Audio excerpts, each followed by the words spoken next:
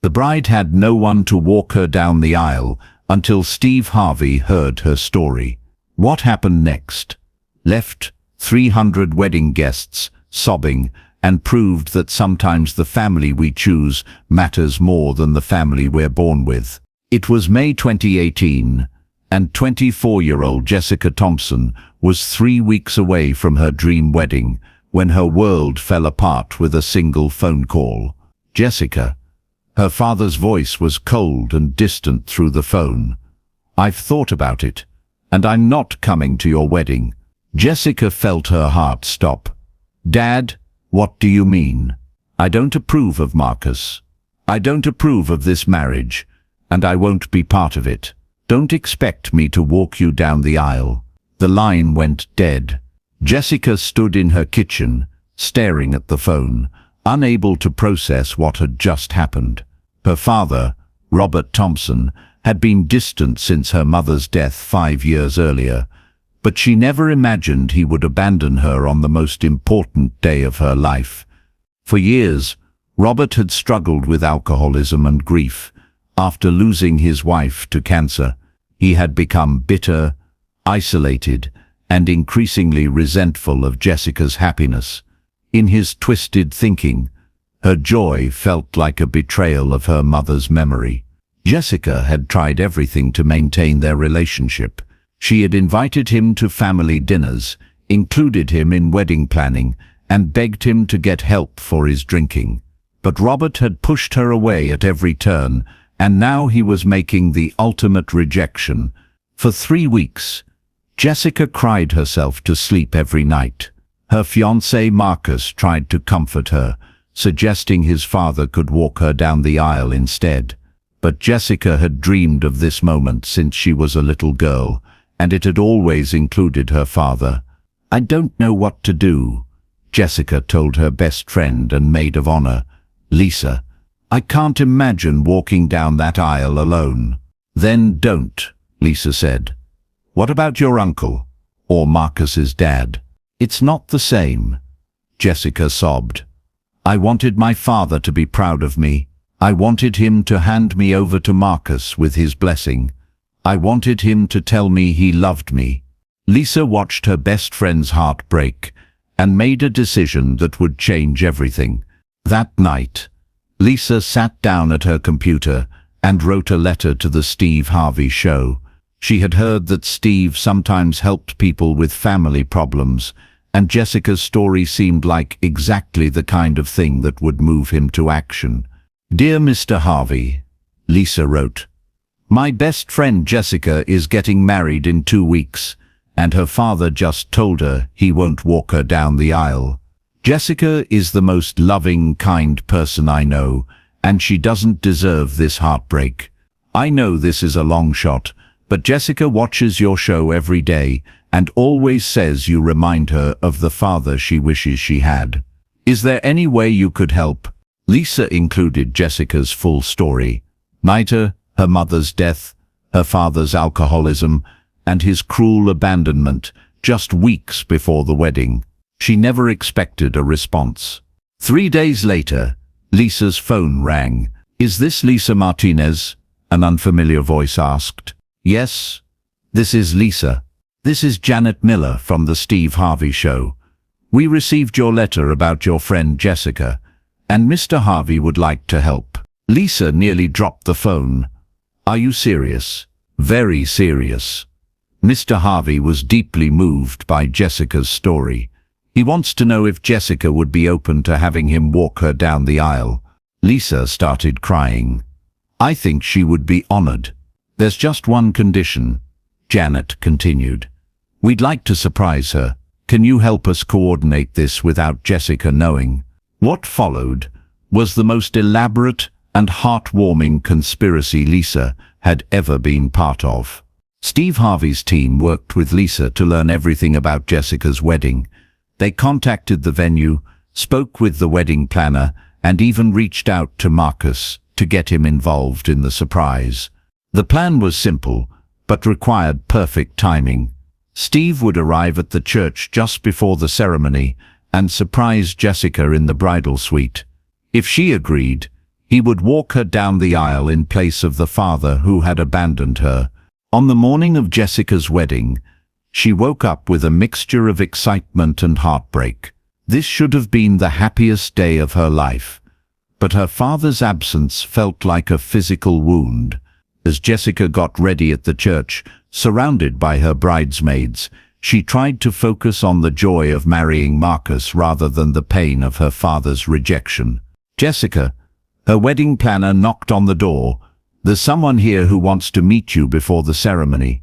Jessica looked confused. She wasn't expecting any visitors. "Who is it?" "Just trust me," the wedding planner said with a mysterious smile. Jessica, still in her wedding dress but without her veil, opened the door to the bridal suite and gasped.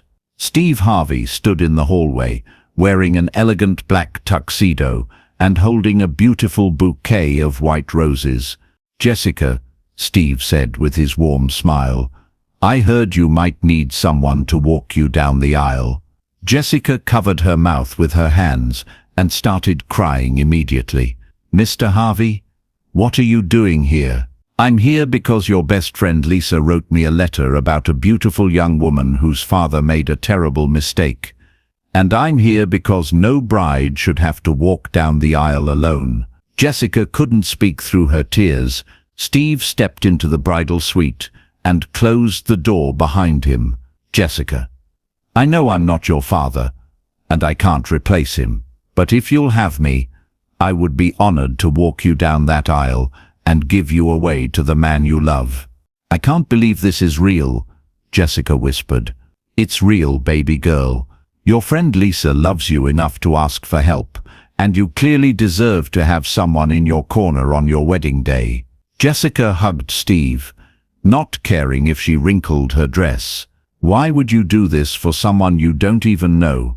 "Because I have daughters, and I can't imagine any of them going through what you're going through. Because you deserve better than what your father gave you. And because sometimes family isn't about blood, it's about who shows up when you need them most." Steve spent 20 minutes talking with Jessica about her life, her relationship with Marcus, and her dreams for the future. He wanted to know the woman he would be walking down the aisle, even if they had just met. "Jessica," Steve said as they prepared for the ceremony, "I want you to know something. Your father's inability to be here today is about his own pain and his own problems.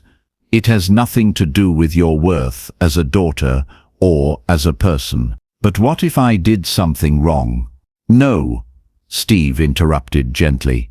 "You listen to me. A father's job is to love his daughter unconditionally and to show up for the big moments in her life. Your father failed at his job. That's not your fault." As the wedding march began to play, Steve offered Jessica his arm. "Are you ready, beautiful?" Jessica nodded, tears streaming down her face, but smiling bigger than she had in weeks. When the church doors opened and Jessica appeared on Steve Harvey's arm, the entire congregation gasped. None of the 300 wedding guests had expected to see the famous television host walking the bride down the aisle. But as they processed toward the altar, something magical happened. The surprise gave way to pure emotion as everyone realized what they were witnessing.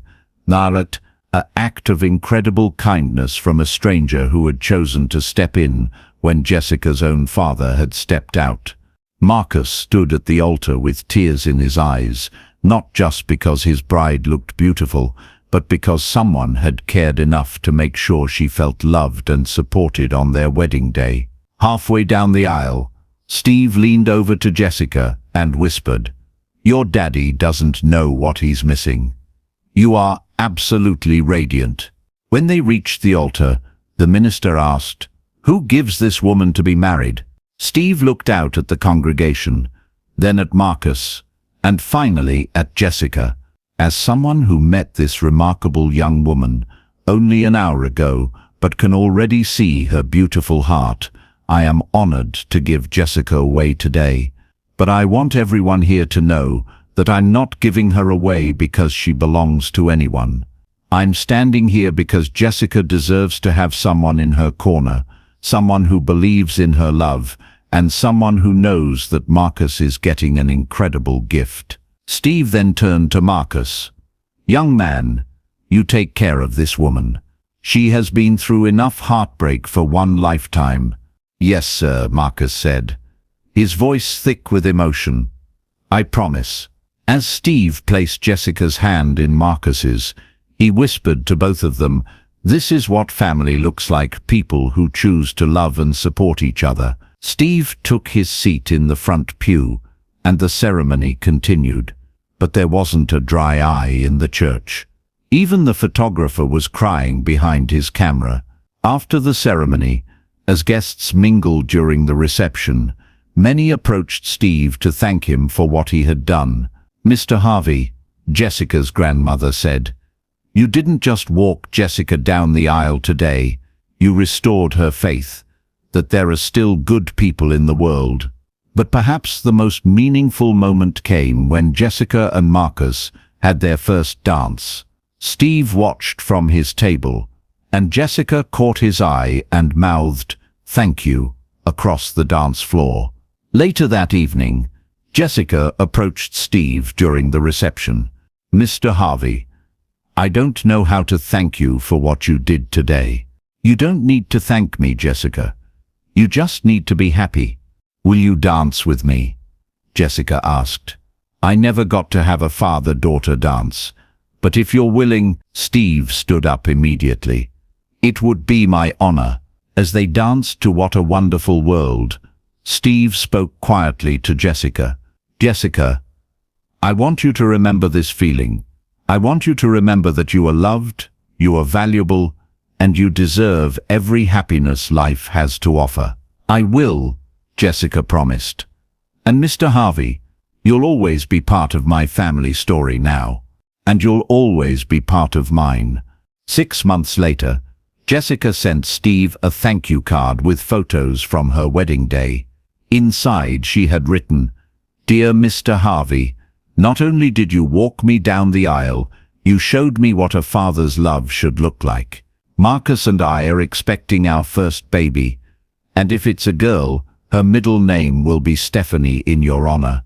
Thank you for being the father I needed on the most important day of my life. Steve kept that card in his office, and whenever he had a difficult day, he would look at the wedding photos and remember that sometimes the most important thing you can do is simply show up for someone who needs you.